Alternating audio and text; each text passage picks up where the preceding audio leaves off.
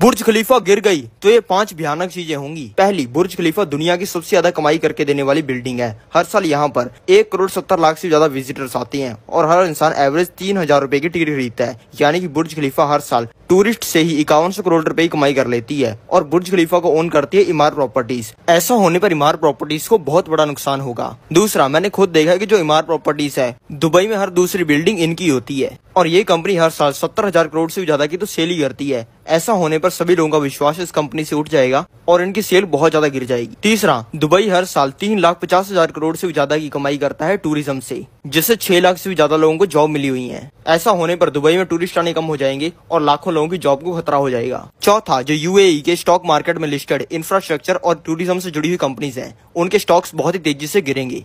पांचवा, जो दुबई के रियल एस्टेट और स्टॉक मार्केट में पूरी दुनिया के लोगों ने पैसा लगा रखा है, वो सारे लोग अपना पैसा निकालने लग जाएंगे और कुल मिलाकर दुबई को बहुत बड़ा नुकसान होगा।